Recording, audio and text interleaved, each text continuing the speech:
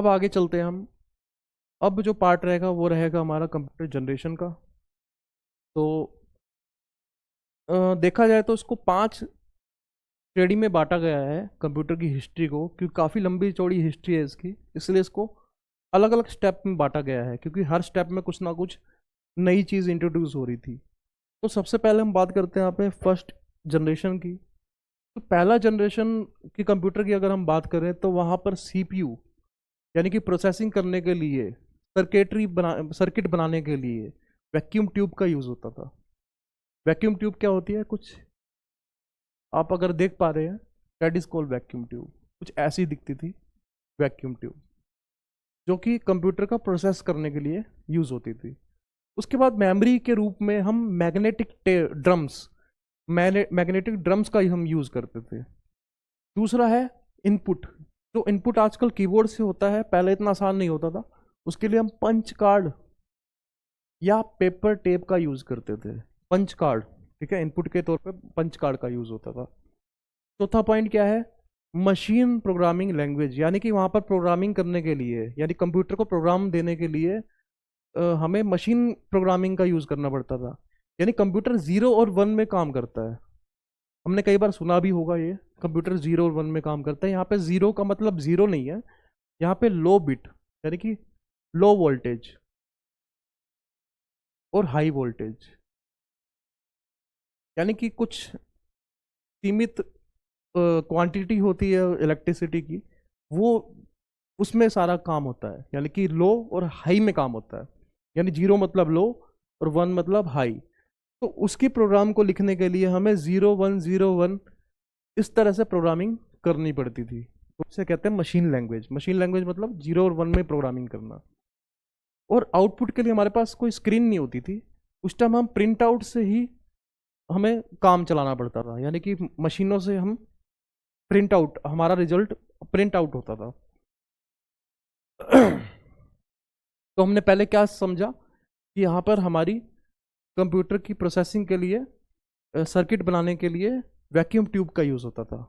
उसका एक बहुत बड़ा एग्जांपल है ENIAC। ये पहला कंप्यूटर था 1955 में ये रिलीज़ किया गया था। इसमें टोटल कंपोनेंट्स यानी कि वैक्यूम ट्यूब्स 17,000 कुछ वैक्यूम ट्यूब यूज़ हुई थी सर्किट को बनाने के लिए, ठीक है। तो ये बात ध्यान रखना, ENIAC, ठीक है, ये पहला सिस्टम था। अब बात करते हैं सेकंड जनरेशन की।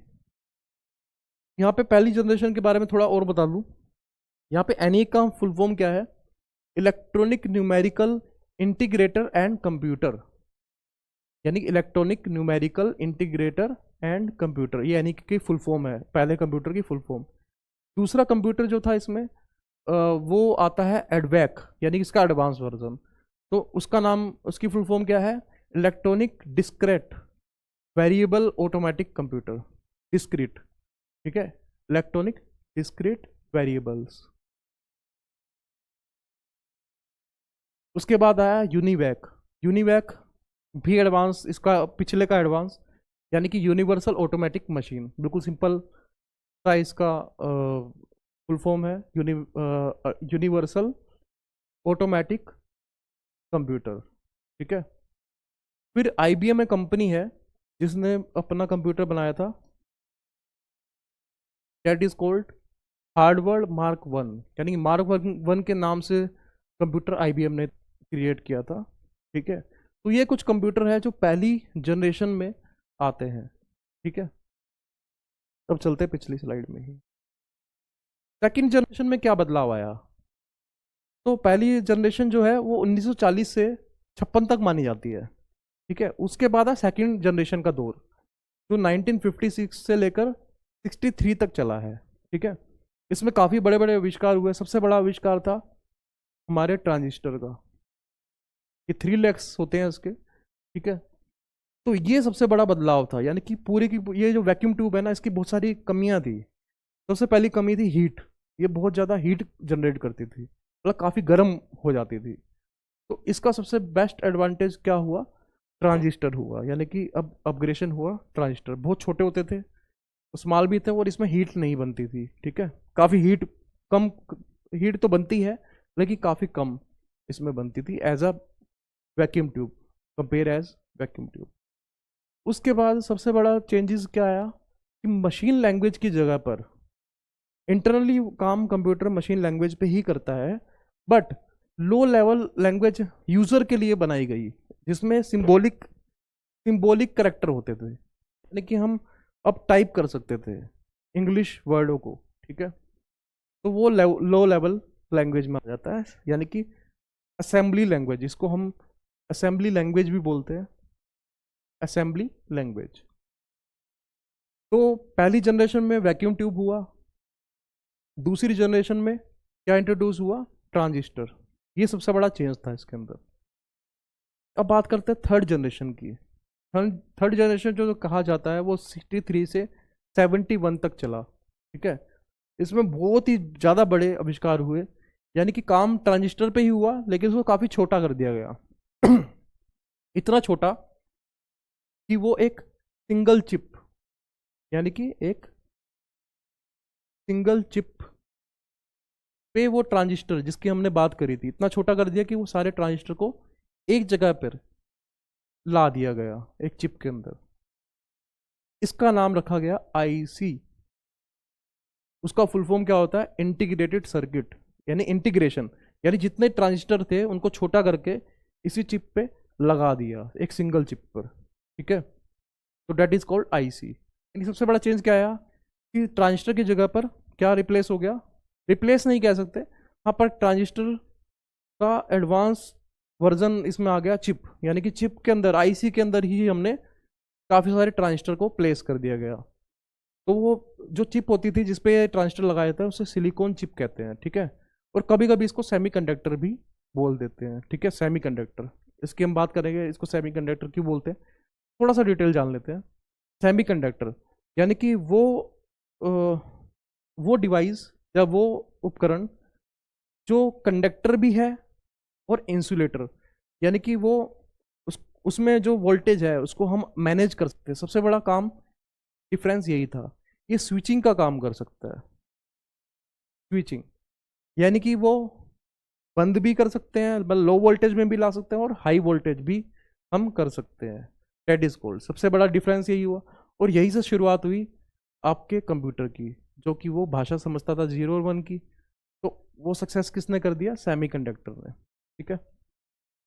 अब इसमें भी काफ़ी सारी चीज़ें हैं, ये स्केल पे चलता है, यानी कि एक चिप के अंदर पहले हजारों थे, फिर लाखों ट्रांजिस्टर को लगाया गया, फिर करोड़ों ट्रांजिस्टर को लगाया गया। तो इसके ही अब जो बदलाव आ रहा है वो इसी में आ रहा है, यानी कि large scale integration, very large scale integration, यानी इंटीग्रेशन और लार्ज होता गया।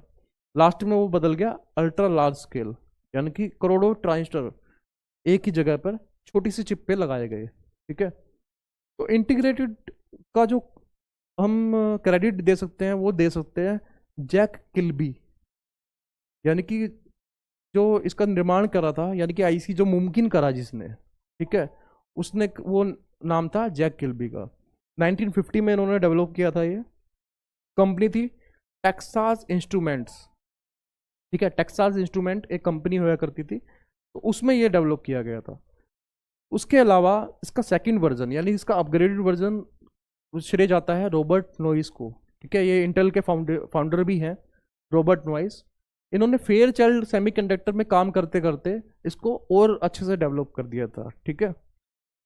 तो कह सकते हैं कि इनके फादर ऑफ आईसी जो है वो जैक किल्बी है, और इसमें अपग्रेडेशन जो करा था वो रॉबर्ट नॉइस ने किया था, जो कि इंटेल के फाउंडर भी है। इंटेल एक कंपनी है जो चिप डेवलप करती है, ठीक है। उसकी एक चिप भी है यहाँ पर, ये देख सकते हैं, ठीक है। ये है 4004, यानी इंटेल का पहला प्रोसेसर, या जिसको हम सीपीयू बोल सकते हैं, वो पहला सीपीयू इंटेल ने ही डेवलप किया था, ठीक है। अब आगे चलते हैं। इसमें हाई लेवल लैंग्वेज यूज होने लगी थी, यानी कि सी प्लस प्लस बेसिक, ये कोई प्रोग्रामिंग लैंग्वेज है जो यहाँ पर इंट्रोडक्शन हो गया था। यानी कि और हाई लेवल, सबसे बेसिक, सबसे नीचे आती है मशीन, फिर थोड़ा सा ऊपर आती है लो लेवल लैंग्वेज, यानी कि आपकी असेंबली लैंग्वेज। उसके बाद आता है high level language. High level language मतलब यूज़र बहुत ज़्यादा ईजिली उसको, मतलब पूरे सेंटेंस में लिख सकता है। तो सबसे ईजी हो रहा है तो उसे हम उसको लेवल को कहते हैं हाई लेवल लैंग्वेज, मतलब जो यूज़र इजीली समझ सके, इजीली, ठीक है, समझ सके। इसी जनरेशन में CUI डेवलप हुआ। CUI क्या होता है? यानी operating system. Operating system, computer को चलाने के लिए सॉफ्टवेयर चाहिए होता था, उसे हम ऑपरेटिंग सिस्टम बोलते हैं। तो पहला CUI based operating system develop किया गया, जो कि था डोस और यूनिक्स।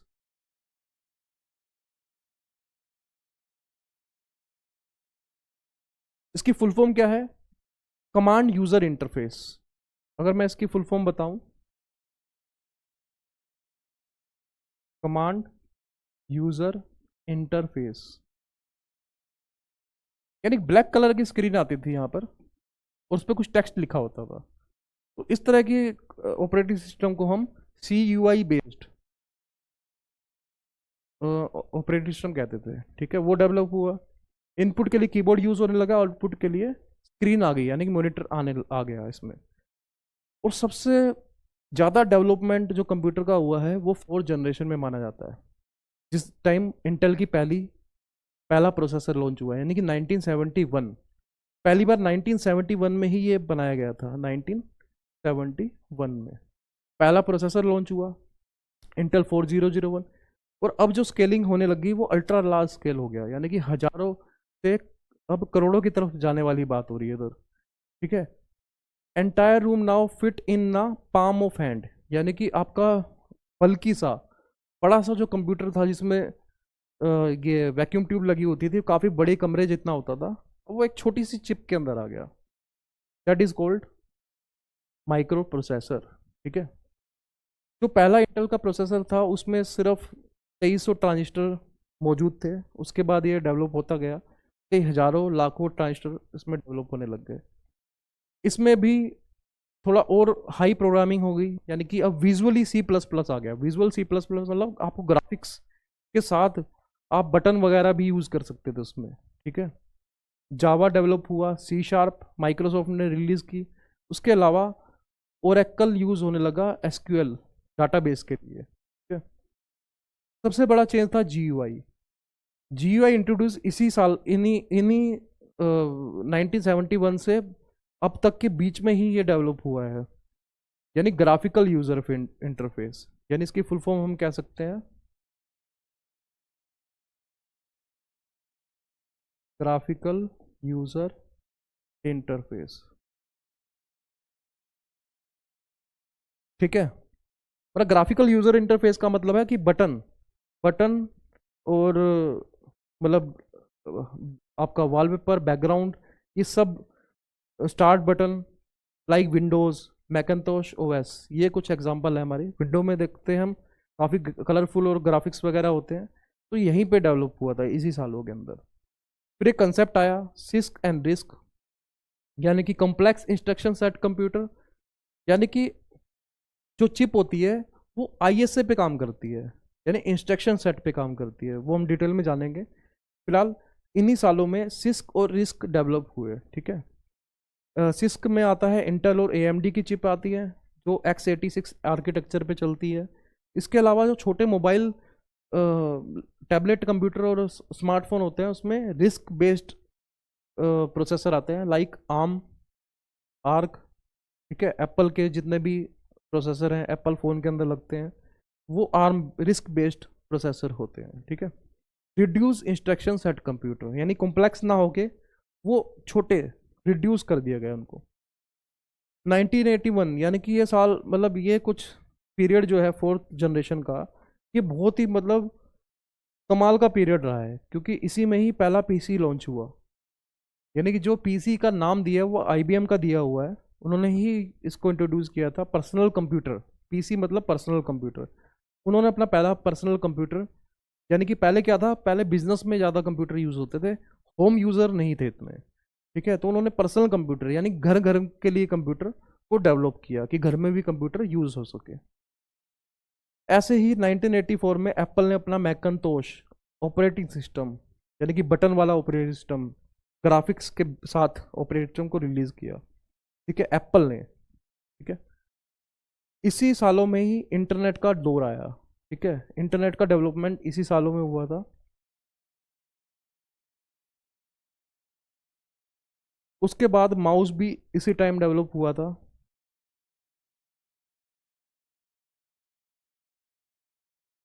तो माउस को डेवलप करने वाले डोगलस एगलबर्ट, ठीक है, 1964 में डेवलप किया गया था माउस को, ठीक है।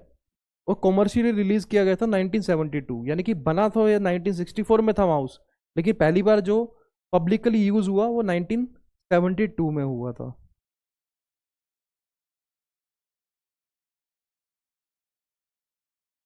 Nineteen seventy two by Xerox. Xerox काफ़ी बड़ी हुई मानी हुई कंपनी है, जिसने पहला प्रिंटर लॉन्च किया था, ठीक है, तो उसे जीरोक्स कहते हैं, ठीक है।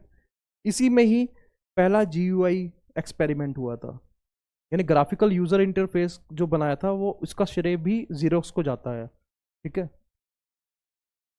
सबसे लास्ट जनरेशन जो मानी जाती है वो मानी जाती है प्रेजेंट, यानी आज से लेकर आगे फ्यूचर की बात करता है ये बात करता है फ्यूचर की, यानी फ्यूचर की संभावनाएं, यानी क्या क्या आ सकता है या क्या आ चुका है उसकी बात करता है।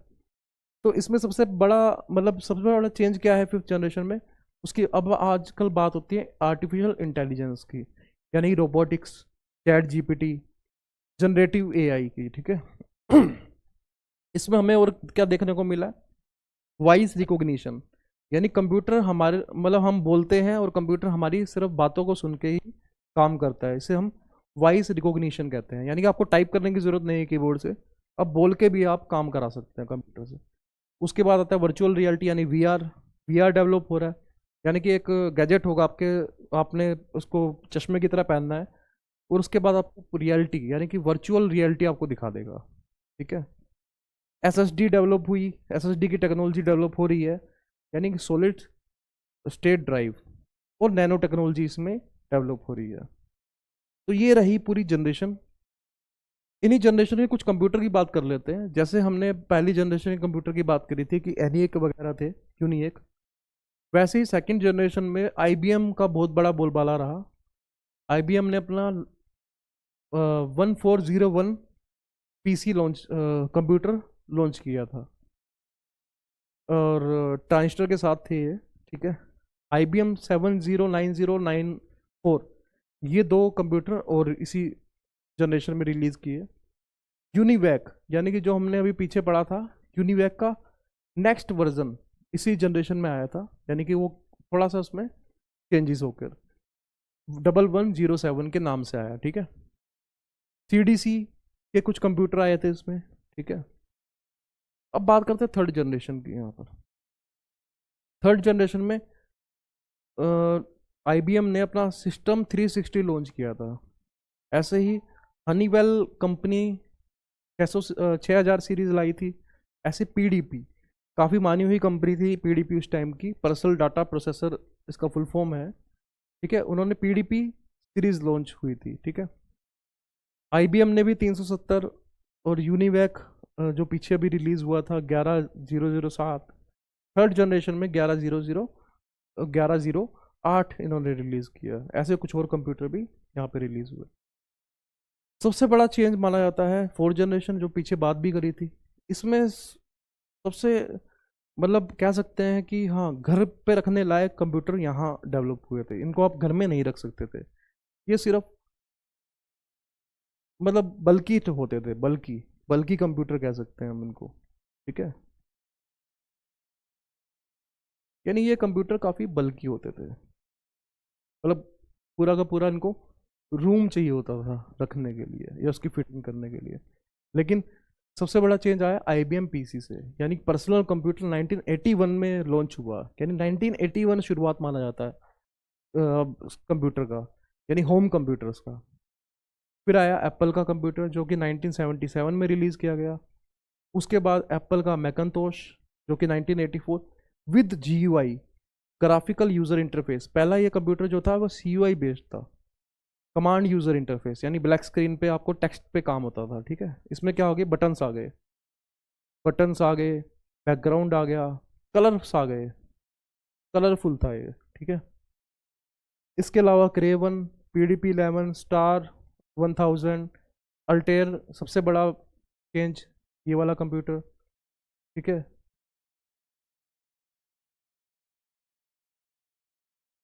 ये कंप्यूटर मैगजीन में भी इंट्रोड्यूस किया गया था, ठीक है। यानी पर्सनल कंप्यूटर को चेंज कर दिया इन कंप्यूटरों ने, इस जनरेशन के कंप्यूटर। तो अल्टेयर 8800 को याद रखें, ठीक है। एक IBM PC याद रखें आप, ठीक है। PDP-11 और क्रे, ये बहुत माने हुए कंप्यूटर उस समय के हैं, ठीक है। फिफ्थ कंप्यूटर में अगर हम बात करें तो परम, ठीक है। परम सुपर कंप्यूटर, इंडिया का पहला सुपर कंप्यूटर जो कहा जाता है वो परम कहा जाता है। उसके अलावा IBM के लैपटॉप आए, नोटबुक्स आई, मतलब छोटे हो गए कंप्यूटर और ज़्यादा, ठीक है। और इंटेल की पेंटियम सीरीज आई, इंटेल की पेंटियम सीरीज, स्नैपड्रैगन मोबाइल के लिए प्रोसेसर्स, ठीक है। तो ये सब इसमें इंट्रोड्यूस हुए।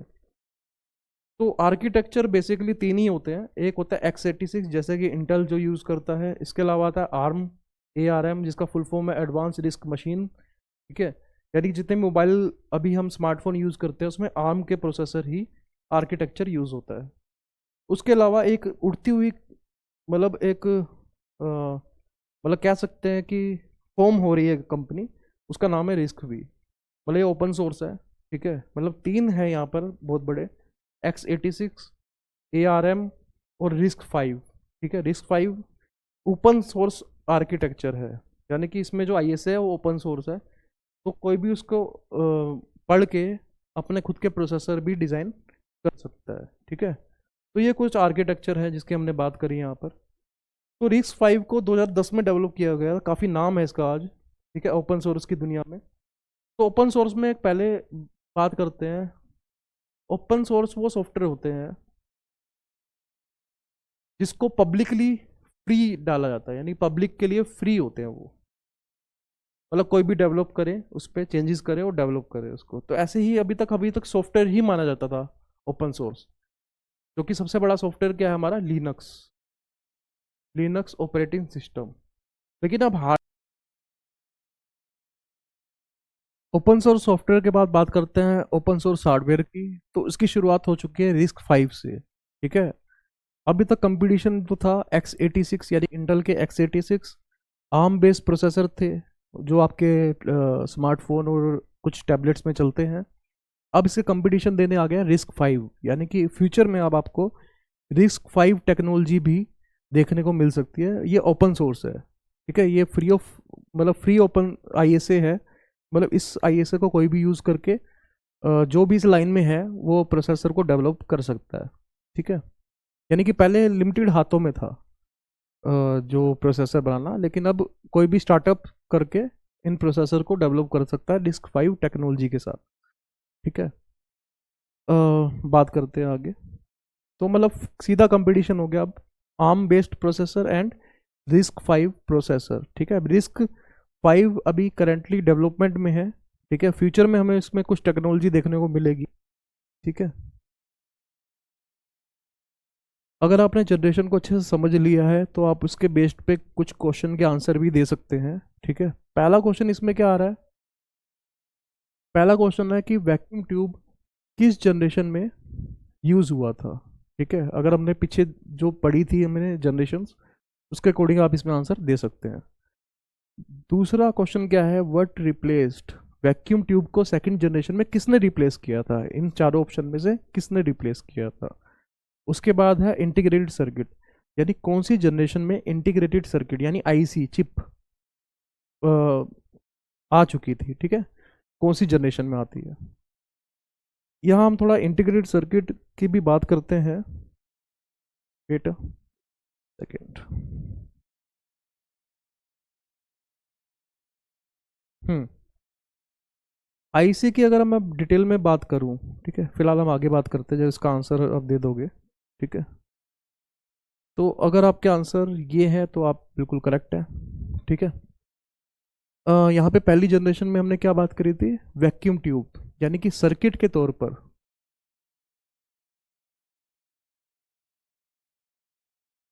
सर्किट के तौर पर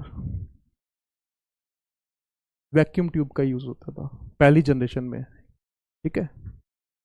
और ट्रांजिस्टर अभी पीछे हमने बात करी थी कुछ इस तरह की 3 लेग वाले कंपोनेंट की, ठीक है, component that is called transistor. इसी की बात आगे हो रही है इंटीग्रेटेड सर्किट, यानी कि इंटीग्रेटेड सर्किट आईसी क्या होती है, ये एक तरह की चिप है, यानी कि छोटे से सिलिकॉन, यानी कि सिलिकॉन पीस पर एक छोटे से silicon,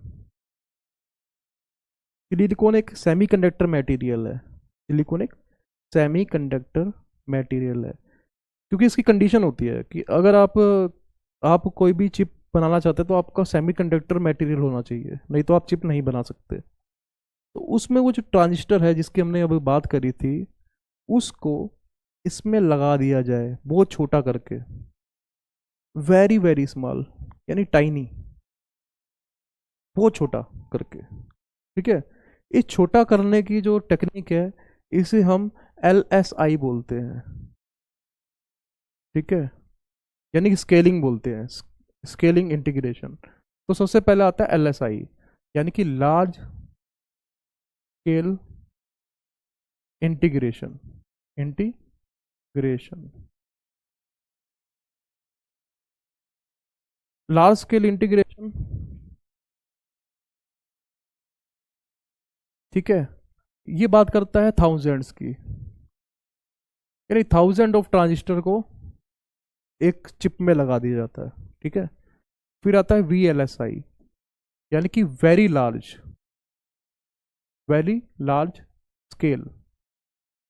very large scale integration, very large scale integration, ठीक है, यानी कि अब लाखों लाखों की क्वांटिटी में, लैक्स ऑफ क्वांटिटी, ठीक है, एक ट्रांजिस्टर में लगाया जाता है।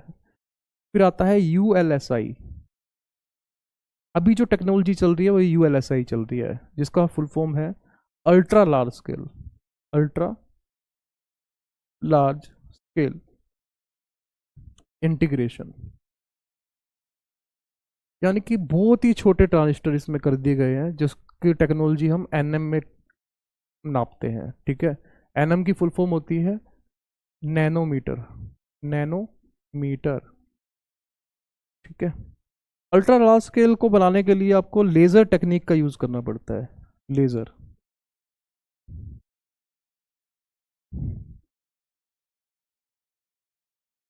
लेज़र, ठीक है, लेज़र टेक्निक का यूज़ करना पड़ता है। NM के अंदर अभी जो चल रही है वो चल रही है 6 NM से लेकर 3 NM, ठीक है।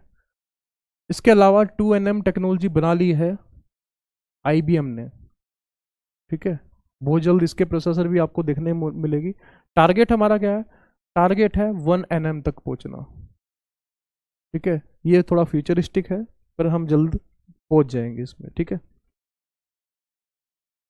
तो ये कुछ डिस्कस किया हमने, हमने क्या डिस्कस किया, मतलब जो इंटीग्रेशन होता है वो कैसे रहता है, लार्ज स्केल इंटीग्रेशन रहता है, वेरी लार्ज स्केल इंटीग्रेशन रहता है, और अल्ट्रा लार्ज स्केल, सबसे लास्ट स्केल।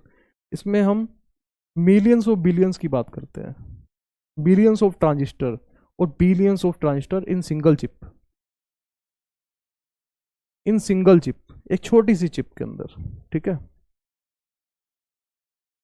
नेक्स्ट क्वेश्चन है पहली बार आईसी को किसने डेवलप किया था, ठीक है। अगर आपने पीछे देखा हो तो आप इसका आंसर दे सकते हैं। दूसरा क्वेश्चन है विच जनरेशन इंट्रोड्यूस माइक्रो प्रोसेसर, यानी माइक्रो प्रोसेसर किस जनरेशन में बात होनी स्टार्ट हुई थी, ठीक है। माइक्रो प्रोसेसर को CPU भी बोलते हैं, प्रोसेसर भी बोलते हैं, बहुत सारे नाम है, ठीक है। माइक्रो प्रोसेसर भी बोलते हैं, यानी कि छोटे कंप्यूटर वाले प्रोसेसर, ठीक है, छोटे प्रोसेसर होते हैं। Fifth generation computer, fifth generation किसकी बात करता है, ठीक है। अगर आपके आंसर कुछ ये है तो आपके बिल्कुल ठीक है। आईसी का जो फादर ऑफ, यानी कि फादर ऑफ आईसी, अगर मैं कहूँ फादर ऑफ आईसी, वो जैक किल्बी को माना जाता है। हाँ, इसका अपग्रेडेड वर्जन जो बनाया था, यानी अपग्रेड किया था, वो किसने किया था, रॉबर्ट नोइस, रॉबर्ट नोइस, ठीक है। रॉबर्ट नोइस वही है जिन्होंने इंटेल को फाउंड किया था, यानी वन ऑफ द फाउंडर है इंटेल के। इंटेल वही कंपनी है जिसने 400 चिप बनाई थी, फिर 800 चिप बनाई थी, ठीक है। ऐसे ही पेंटियम चिप की इसी कंपनी के अंदर आता है पेंटियम चिप, ठीक है, पेंटियम बेस्ड सीपीयू इस नाम के साथ चलता है, ब्रांड नेम है, ठीक है। तो रोबोट नोइस आता है। उसके बाद माइक्रो प्रोसेसर कौन सी जनरेशन में आते हैं? ये आते हैं 4th जनरेशन में। तब तक माइक्रो प्रोसेसर डेवलप हो गया था 1971 में, ठीक है। पहला प्रोसेसर मैंने क्या बताया था, इंटेल कंपनी ने बनाया था और उसका नाम क्या था, 4004। तो एक कंसेप्ट और आता है, यहाँ पे बिट भी चलता है।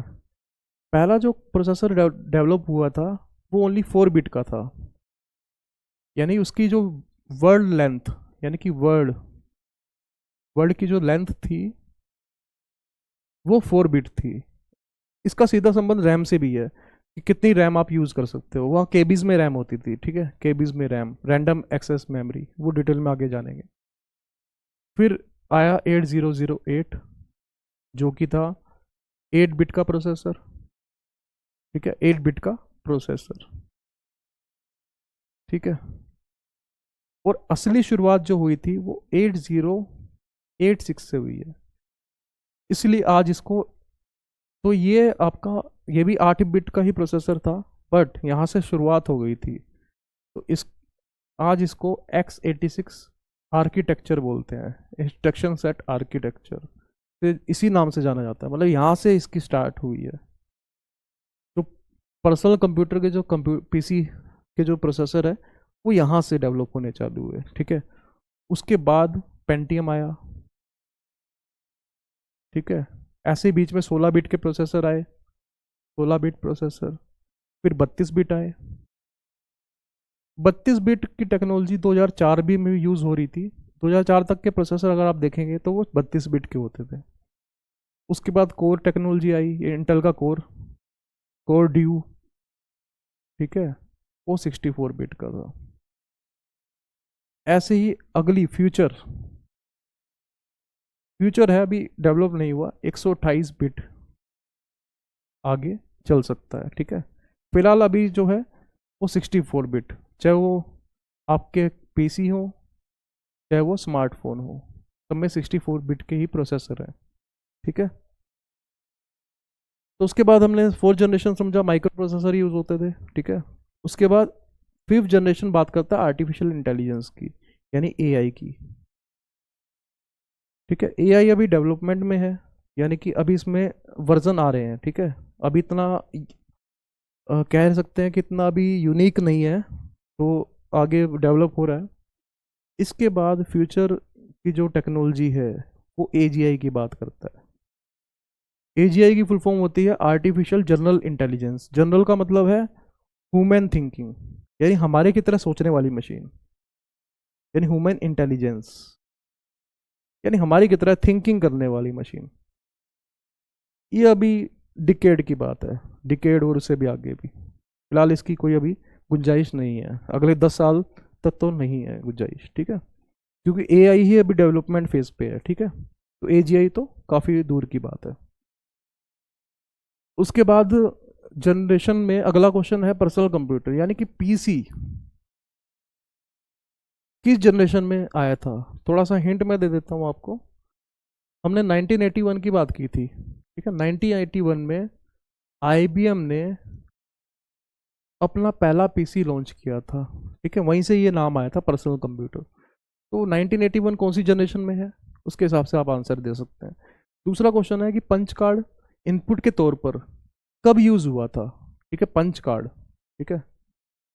उसके बाद what is the key feature of 3rd generation computer, यानी कि 3rd जनरेशन कंप्यूटर की क्या विशेषता थी, मतलब क्या इंट्रोड्यूस उसमें हो गया था, ठीक है। तो अगर आपका आंसर ये है तो आप बिल्कुल ठीक है, ठीक है। पर्सनल कंप्यूटर यानी कि 1981 में आईबीएम ने, IBM with name IBM PC, ठीक है, यानी कि जो आज हम पिक्चर देखते हैं कंप्यूटर की वो आईबीएम का ही डिज़ाइन है एक तरह का। यानी हम क्या देखते हैं, हम एक मॉनिटर देखते हैं, ठीक है, एक मॉनिटर देखते हैं, एक कीबोर्ड देखते हैं, ये पिक्चर आपने कहीं ना कहीं देखी है हर जगह पर। तो ये जो है साथ में माउस, ठीक है, साथ में माउस, ये जो पिक्चर हम देखते हैं, ठीक है, ये पर्सनल कंप्यूटर की है, ठीक है, ये पिक्चर, यही आईबीएम पीसी है, ठीक है, आईबीएम का दिया हुआ डिज़ाइन है, मतलब design by IBM PC, designed by, यानी आईबीएम का डिज़ाइन है, इसलिए इसका नाम पर्सनल कंप्यूटर की बोलते हैं। ये पहली बार बिजनेस की जगह पर होम यूज़र के लिए बनाया गया था। पहले सिस्टम बिजनेस में यूज़ होते थे। क्यों यूज़ होते थे? क्योंकि काफ़ी बल्कि होते थे, ठीक है, उसको छोटा किया गया कि वो होम यूज़र भी इसको यूज़ कर सके, ठीक है। तो राइज 1981 में हो गया, ठीक है। पंच कार्ड का यूज़ इनपुट के तौर पे फर्स्ट जनरेशन में किया गया था वैक्यूम ट्यूब के साथ। हमने वैक्यूम ट्यूब समझा था, ठीक है, यानी सर्किट के तौर पे वैक्यूम ट्यूब यूज़ होता था। तो लेकिन इनपुट के लिए, यानी कीबोर्ड के जगह पर, कीबोर्ड तो आज यूज़ होता है, लेकिन उस टाइम इनपुट के लिए पंच कार्ड यूज़ होता था, ठीक है।